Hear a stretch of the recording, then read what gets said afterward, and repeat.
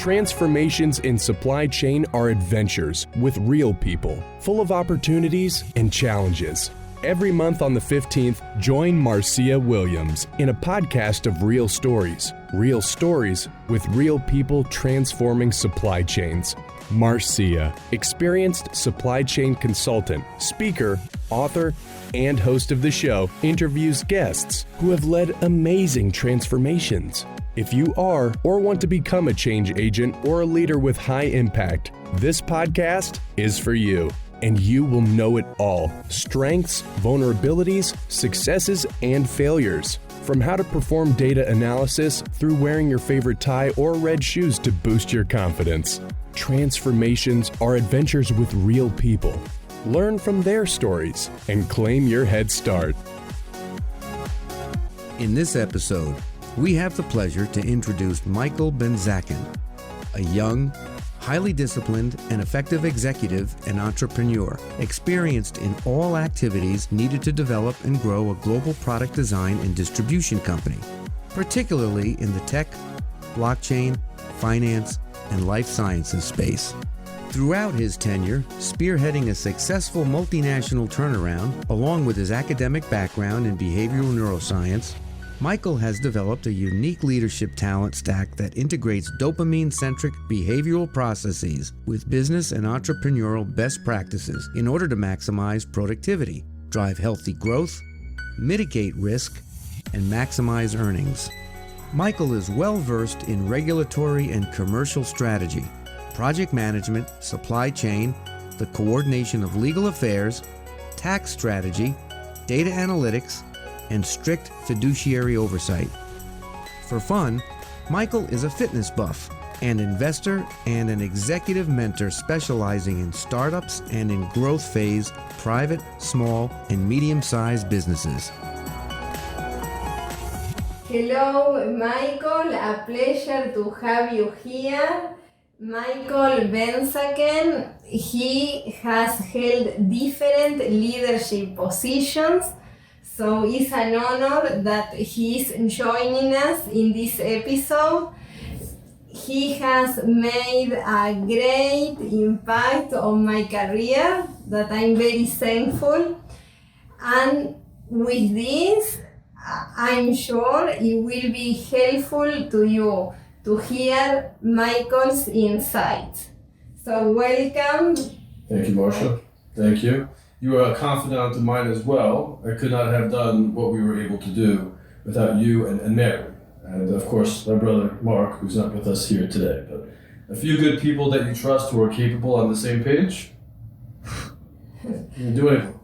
Thank you, Michael. Absolutely. Thank you. Yeah. And to start, we would like to know about your greatest transformation. Well, so I say I have a personal transformation and a business transformation.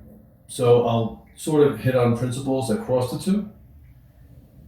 The first thing you do is you establish a vision. You say, well, what is it that I want to be able to accomplish? So if it's, let's say, myself, and I want to get in shape, how am I going to get in shape? I'm going to wake up 5:30 every day, go to bed at the same time every night. It's not 5 days a week, it's not 6 days a week, that's 7 days a week. I optimize my hormone levels. I find the right nutrition, my right ratio of macronutrients. I'm eating every 3 hours. Maybe my phone reminds me. Maybe I have a girlfriend who reminds me, or a sister who reminds me, or something like this. I have my workout routine, just like I can focus on my nutrition, which is one component of the overall transformation. The same for the workout routine. So there's a structure to the workout routine. It could be based on science, based on optimizing whatever results you're looking to accomplish. Especially when you're a professional nowadays and you're hunched over a computer, or you're driving, or even you're eating and you're sitting down, people develop these rounded shoulders, carpal tunnel, forward head tilt, these type of things.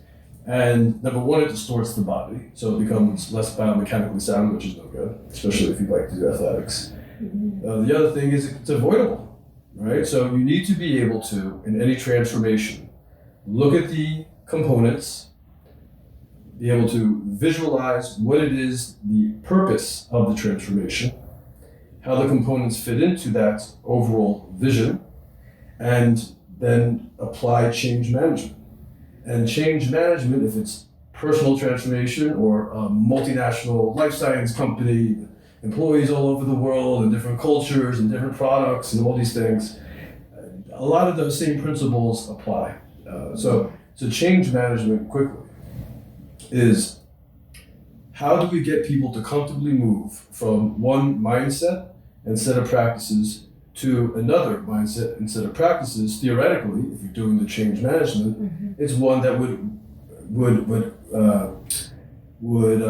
reveal a better output, a better result, a healthier company culture, lower incidents at the company, higher retention, people to individually decide to increase education outside of work as opposed to go home and schlep around and do whatever it is that people do. What are you doing on your off time? There is no off time in life, right? Either you're living and you're a warrior and you're training for the next day, or you have a job. A job is not a career. I would be bored to death with a job. I need a career, and my career is 24/7. Now I make the people that I trust and that I love and that I respect and care for a part of that bigger picture. We don't work together, but they fit into my overall vision of who I am, what I want out of the world, and how I want to affect the company. And there's an active engagement in it in one way or another. So it doesn't have to be the personal and professional. It's one of these artificial, boundaries that don't actually, they don't exist. I mean, we impose them. And I think in doing so, things become less efficient. And you don't have the ability for loved ones to lend support in ways that would yield the best outcome for everybody.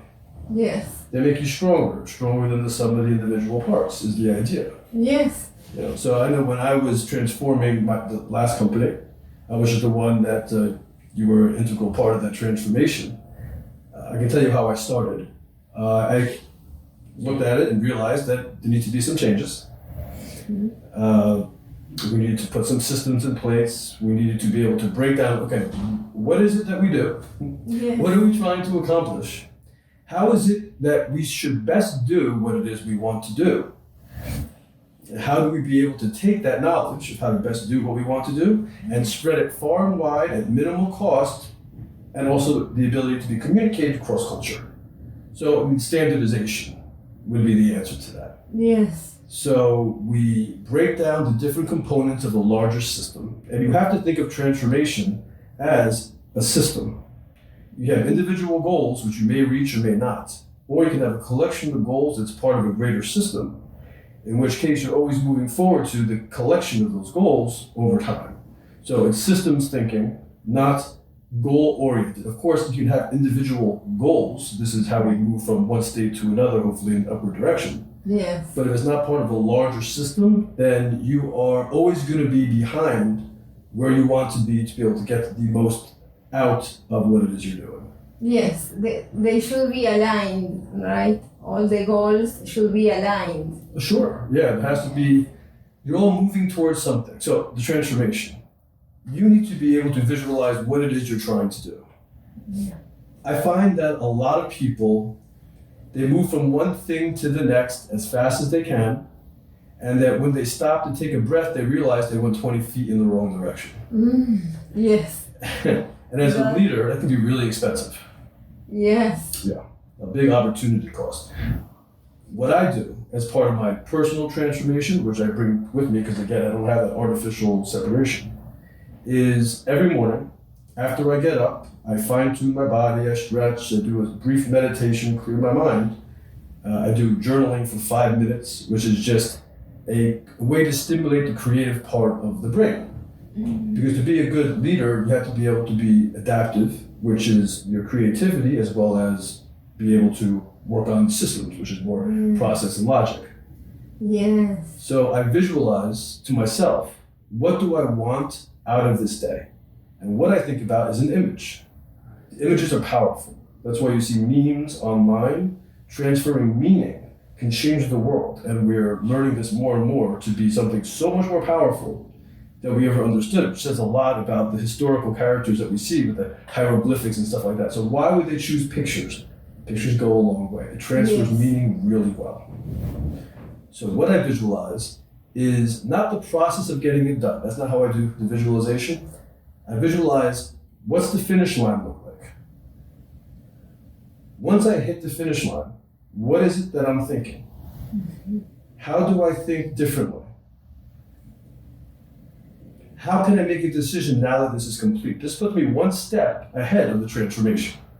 So now the transformation is behind me, and I've set up a neural network already that something occurred. Now this is how I'm thinking in my next decision after this occurred. I can then sort of backtrack it into where I am and have a very cogent, somewhat exact, maybe even creative way to achieve what it is I'm looking to get out of that day or whatever the time period is. However you break down your system and returning to your KPIs and your performance metrics.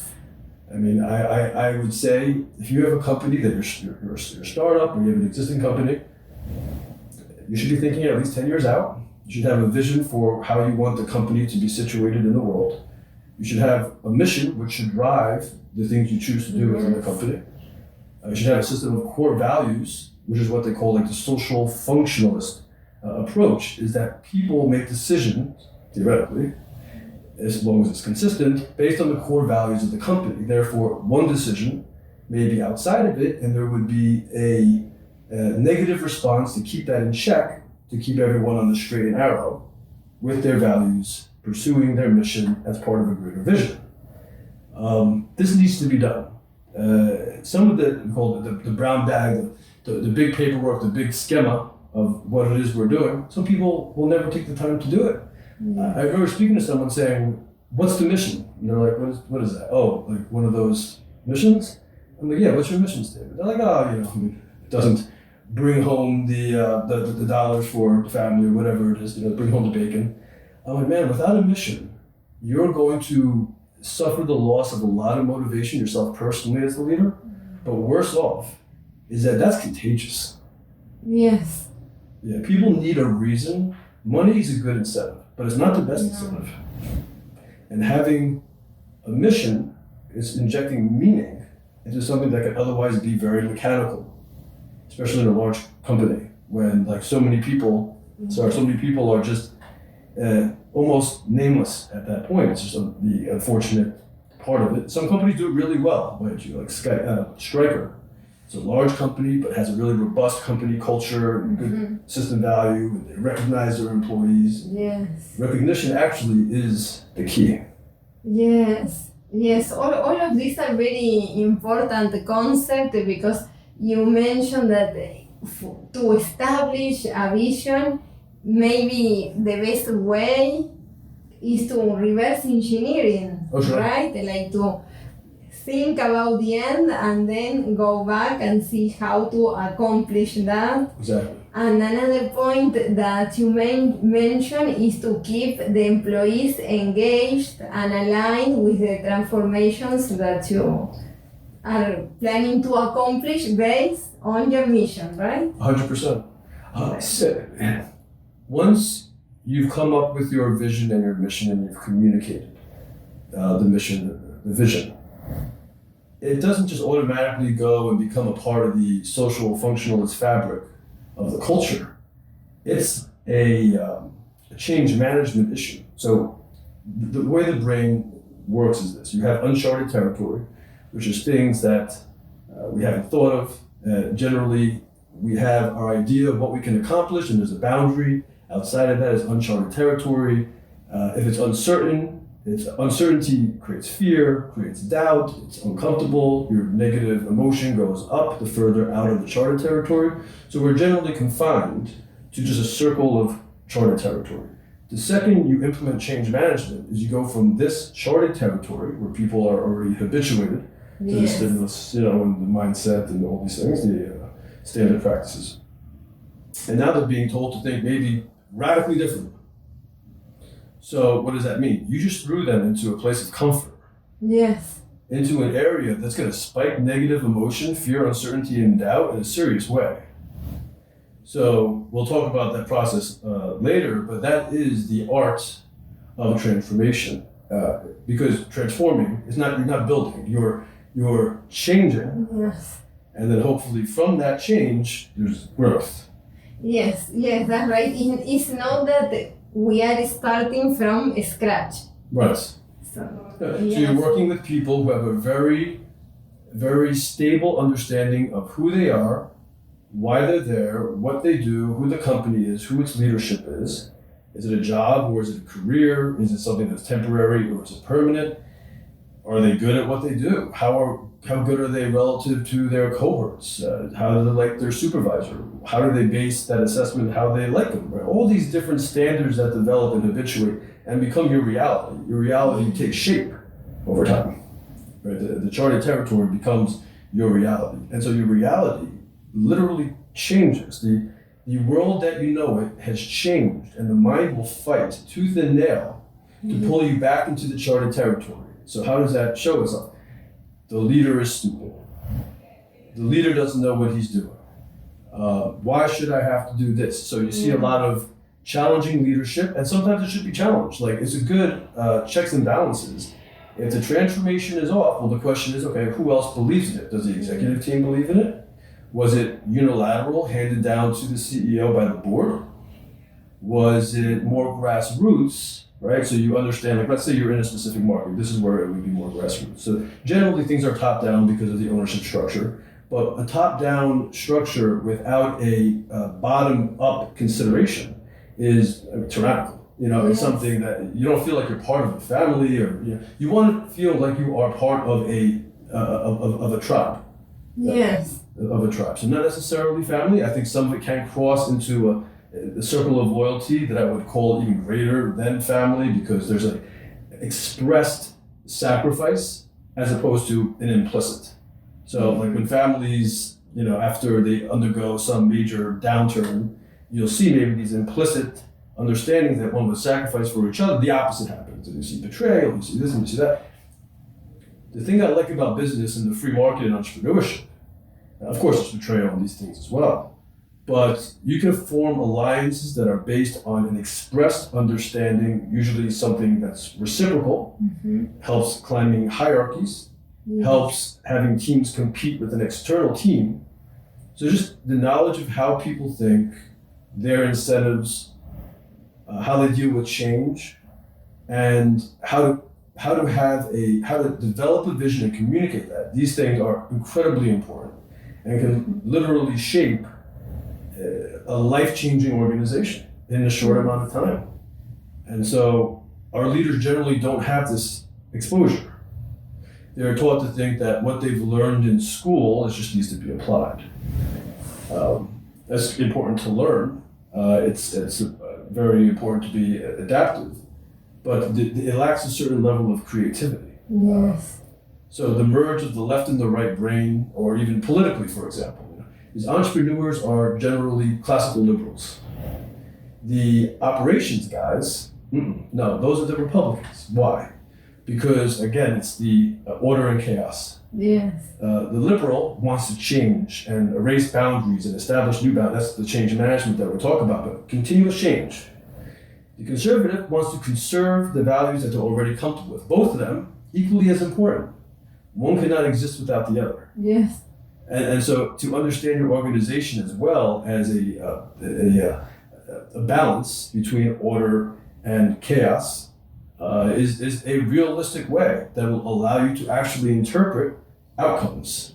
Yes. And make decisions that say, okay, now we're a little too orderly, we're unable to pivot against this new market change because our system doesn't allow it. Maybe it's time to bring the CEO back and the guy who started, the founder, back, and because usually they ditch it after a while because the classical liberals are off to the next thing they want to do.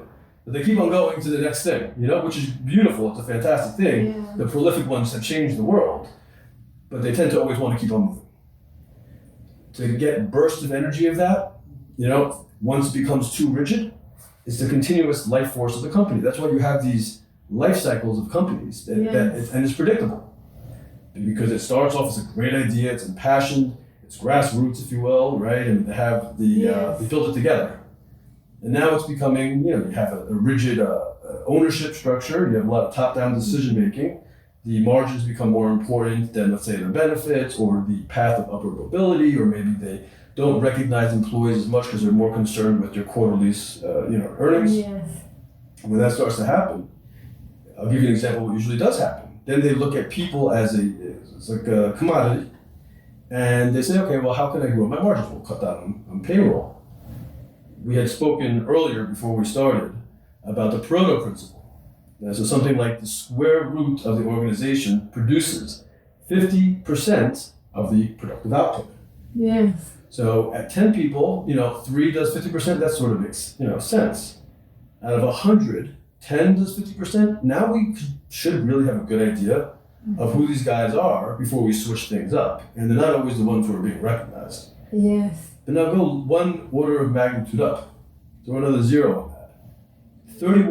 30 people, 50% of the output.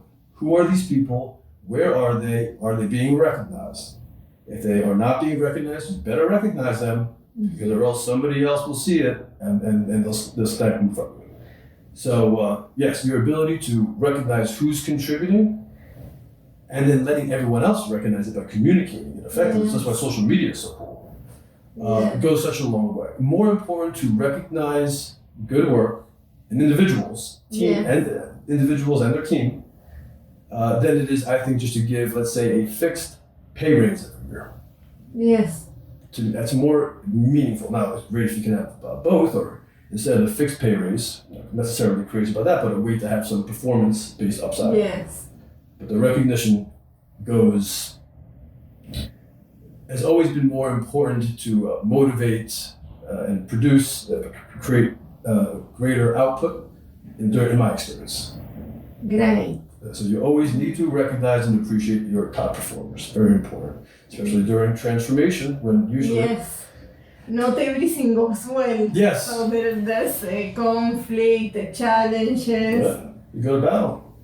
And how do you do, Michael, when you have in your team people that have more experience than you, and they may think, you are young, so does he know what he's doing? Sure. Those kind of questions. Yeah, so all leaders are challenged early on, especially young leaders. Right? The truth is, you've only had so much life to be able to have experience.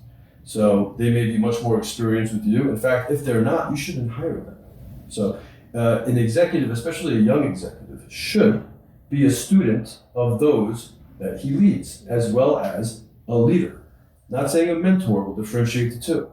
So when someone knows more than you do in their specialty space, let's say, so let's talk about it this way, because this is the part that I relate to best. The operations I had an idea of, because I've done other transformations prior to my last one. But the finance area, I never knew much of accounting. I didn't know much about taxes and the best way to structure, let's say, a multinational, or do ping pong logistics to get your costs down. These type of things were just unknown to me. This was a complete unknown. So what did I do? Well, I spent all my time online. Like when I came home after working, I want to learn about this. And then I wanted to hire someone who I knew how to ask the right questions to. Because had I not done the self-learning, how do you hire somebody who is more capable? Because you don't know the right questions to ask. Yes, and that is key, right? To know the right questions. It's so important. And as a heads up to everyone who's starting a startup or who has a company who wants to expand and going to do some increased hiring, it's very hard to be a good hirer. It's important that you know when to terminate. So this is a different way to see it, because people can present themselves, and then there's a difference between what we say we do and what we actually do.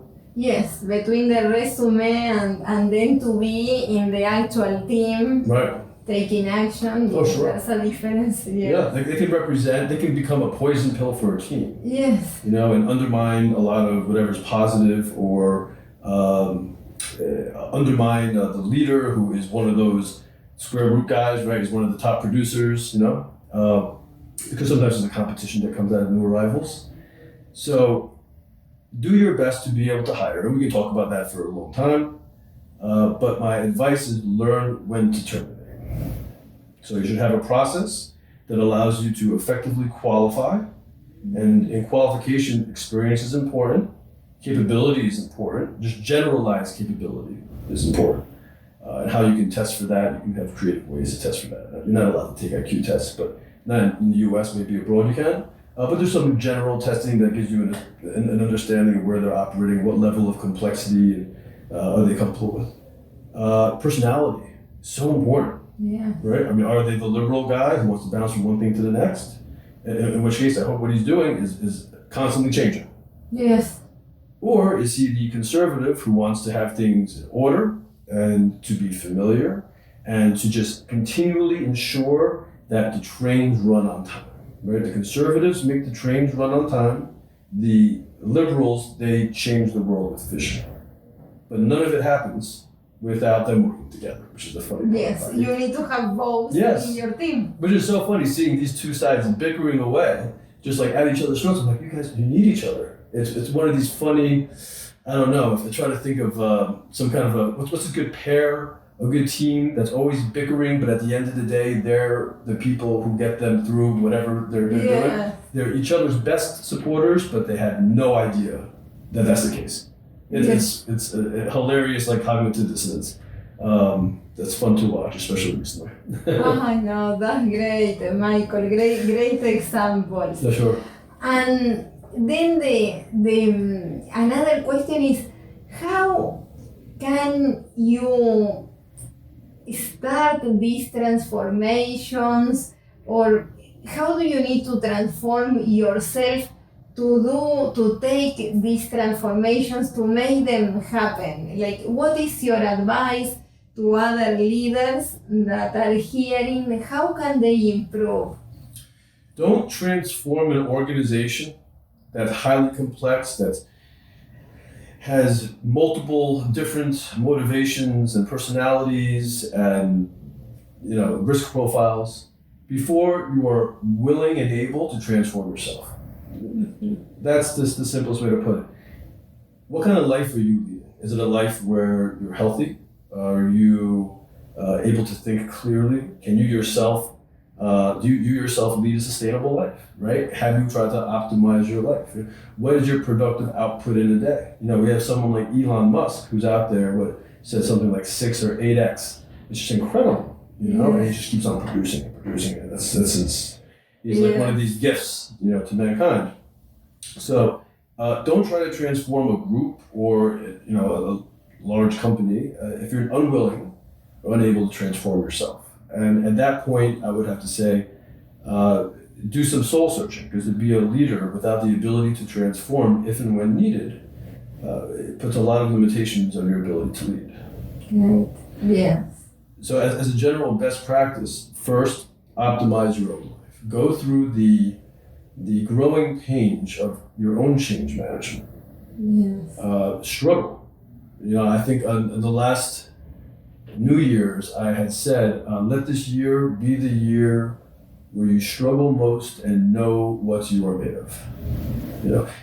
You don't know what you are until you've been in long, continuous, and brutal struggle. Because when the cards are down, that's when your true character comes out. Yes. So a lot of people break. That's what you see in partners. One of them has a certain fortitude that the other one does not, probably because they believe more in the mission and the meaningfulness of the company, as opposed to maybe making a couple extra bucks to look good to the neighbor or whatever it is. So some people make it, and some people don't.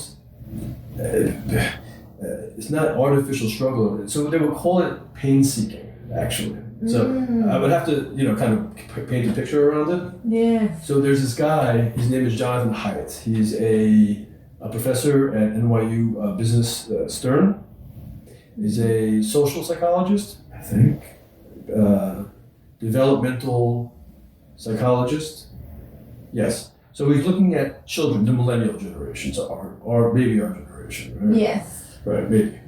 The millennial generation, and he's like, okay, so we're seeing a lot of hysteria with young people on college campuses. And this hysteria is being bred into their mindsets, which has resulted in increased depression, anxiety, and suicidality. And it's such a severe thing, and it's discussed so rarely. And when it is discussed, the discussion is so unproductive, I'd say even counterproductive, that if you're going to be a good leader, you need to be able to understand that is happening in the world and be able to step in and intercept that type of fragility from entering into the mindset of your team. It's like a virus. So he said that the key to child rearing is that at the ages from 2 to 4, you want the child to be able to develop its social characters, its social self, right? Be able to work with other kids, be able to pull on an arm, but know when to, not keep on pulling or else it snaps. To understand play. Yes. Play is very, very important, and we are so disinterested, I feel, as a productive society about play, that it causes a whole generation of people not know how to cooperate. Yeah.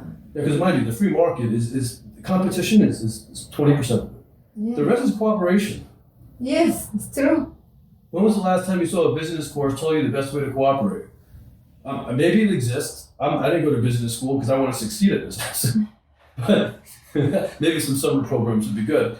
But no, it's all about the cooperation. So yes. So these children, there's not a word for it in the English language. So this guy who wrote the book that Hyatt is talking of is anti-fragility. Mm. So there's no word in the English language, so you have to develop this word. It's not that it's fragile, you have something, you drop it, it breaks, but you have something, you drop it in such a way where each successive drop makes it stronger than the one before.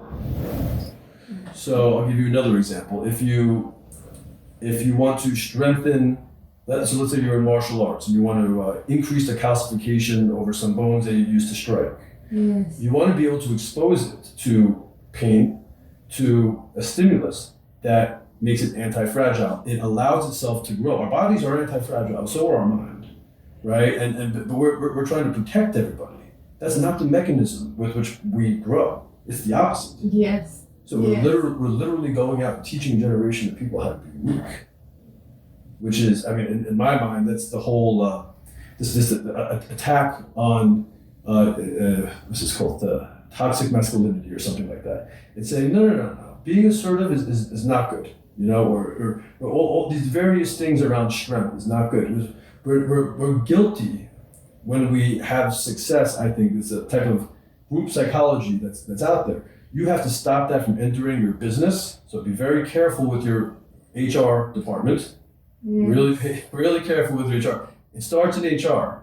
All right, it starts in HR. So trust your HR director. Make sure you're on the same team. Don't start a little revolution within your own organization. All right, not smart. It's not sustainable. Right. So there seems to be a literal systemic shaming of strength.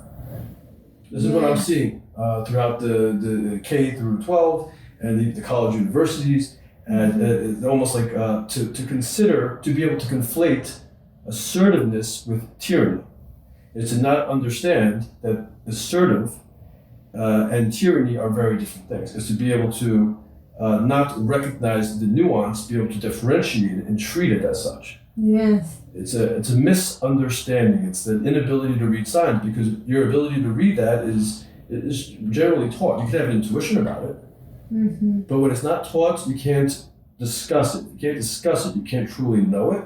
And then these things have a tendency to run away with your own development or development of an organization or of a country or whatever. Yes, I think it's similar when we talk about failure, that we say that failure is important because we learn. Sure. But at the same time, we don't want to share our failures because it's not accepted by society. We share success. But in that way, as you were saying, we are limiting ourselves to grow, right? Yeah, I think it's important for a leader to be forthright about productive failures when it comes to communicating their own failures. Yes. If you can't fail, and this is one guy, I forgot who said the quote, but it'll come to me later. He says, the ability to succeed is the rate with which we go from one failure to the other. Without losing steam, So you need to understand the risk. That there's risk inherent in every decision that you make. There are some decisions that are highly complex that require a lot of thought and expertise and multiple voices and maybe even a consensus or whatever.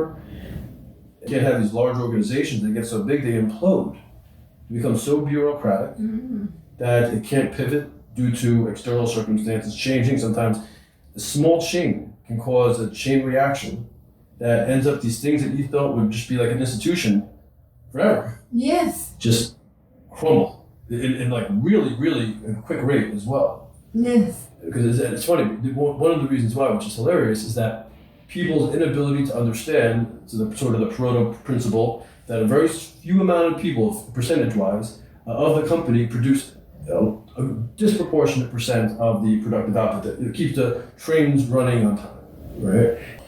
And now we have a section that consists of short questions and short answers, and they are helpful and entertaining too. So are you ready for the first one? See, let's give it a go. Okay, I'm going to see my notes. Okay, the first one. In the wake of the Harvey Weinstein trial, Yeah. what do you think of the impact of the Me Too in the workplace? Okay, yeah. So that was a pretty long time coming for this Harvey guy. Great to see justice served. How is it going to affect the gender relations specifically in the workplace? I think that women would be adversely affected the most because you always want to find a mentor, and men have a tendency to be more assertive on average than women, and so naturally want to pursue leadership roles. It's a hierarchical thing where kind of based on our evolutionary geared psychology, so they want to be on top of whatever hierarchy in the organization. And I think women would benefit the most from having them as mentors. That's how women are going to become the best versions of themselves, is to know how these leaders are doing what they're doing and getting the tips, getting direct access to their networks, stuff like that. Guys are very afraid now. So I had to put cameras, throughout my office and, all around, because I knew I had some young women there, and they were in sales, so typically more attractive, women. I have like a 10-foot rule almost with them, and some of them are just like so promising, right? And they're going to go places, and so you want to give them that mentorship, but honestly, there's a fear now. Like, why would I, so mentorship I would do at a cost to myself, meaning like there's no incentive other than the feeling of having contributed to somebody. Right? But now it's attached, it's weighed down with this cost, that if you have a bad apple, all it takes now is an accusation, which is very bad, right? So evidence and proving guilt is very important. So given that the burden of proof has now just been a claim, I think a lot of women are going to have a hard time getting where they want to in their career. I also think that men will be increasingly uncomfortable around women, even outside of the leadership structure, which will cause a tension in the group, making group cohesion much less likely. Therefore, the team will not produce at its highest rate. But more important than anything, it's going to create an unease where there never had to be an unease before. We should be discussing as a society, this is all very bad stuff. What this guy did was terrible. They should chop his head off and bury him under the prison. So that's a bad guy. As for everyone else, most people are good and decent people. Most men are good and decent men. Most women are good and decent women. These accusations are very serious. So when they're made, I think they need to be substantiated before you destroy the man. Oh, of course. And if there's false claims, I think that there should be punitive damages. That the man should be eligible to receive punitive damages if it's proved false, which is like very unlikely. It's like 3% or something like that. Yes. But that will serve, those few people would serve as a reminder, so this thing does not happen in the future. And also it now gives the women who are actually assaulted It gives them like more credibility, which was the aim in the first place. You don't want to take away credibility of actual victims by a few bad apples in there. This is a tragic thing. Yes. Yeah? So I think the Me Too thing was a great idea because it had to happen, especially in Hollywood, which is just this terrible, terrible place. Yes. all the beautiful people in the capital is just a bad place. So hopefully they clean their act up now that they know that they're being watched a little bit. But generally, I say as a society, just because now women and men will be working together from here on out, it seems like that's the trend. We gotta learn how to work together. Yes. And a man needs to be comfortable with a woman needs to be comfortable with a man, and there's still a lot of that to explore. Yes. Both men and women need to learn how to work together better, right? Yeah, and honestly, I don't think we're mature enough as a species to be able to have that conversation in public. I just hope that we end up figuring it out so that men and women can get the best benefit from the most capable people in the world. Yes. Yeah. Great. Well, let's go to the second question. What do you think about the impact of the coronavirus in global supply chains? Okay. Everyone is talking about the coronavirus. We don't know the effects, right? Some people you can hear that is under control in China, is contained, but now it's expanding into other areas, and the effects, right, are related to health, of course, but also on the economy, on the companies. Yeah, absolutely. I mean, we've already seen the Dow, dropped 4,000 points or something like that, right? Something crazy. Yes. Boeing sure didn't help. It needs to get its act together, but 4,000 points is serious. Now, people are emotional. We live in a world with a postmodern market, meaning it's not based on anything of tangible value. It's really people's feeling about the future. And people have a tendency to get scared, and when they're scared, they call FUD. They FUD out. Fear, uncertainty, doubt. They FUD out, and then, hey, I think personally that's a good buying time. Because, we have what looks like 4.5 years of growth in front of us, but then again, who knows, we're already past the point of precedent, right? So this is uncharted territory.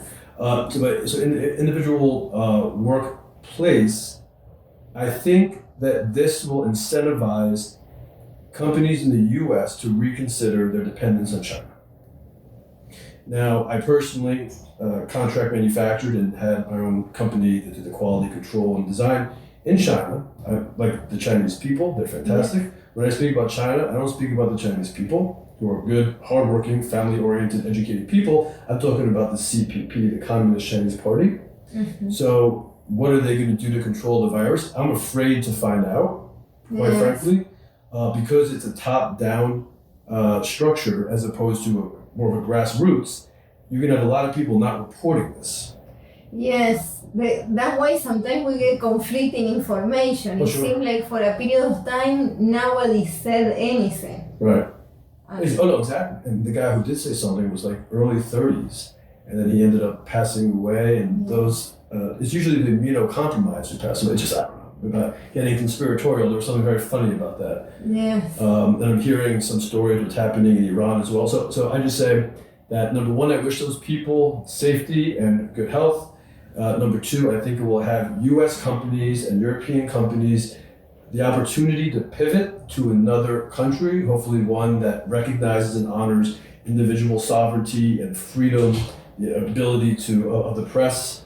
Although our press is terrible right now, we are the press, so let us speak, right? This is our opportunity to decouple with China to the extent that China continues to do the things that were harmful. To begin with. So people this will incentivize people to change their supply chains.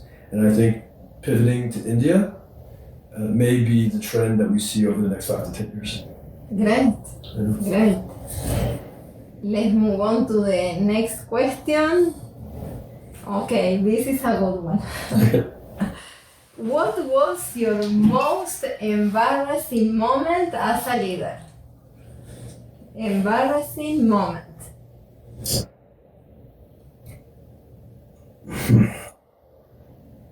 You didn't have any, Mike. No, I'll think about it.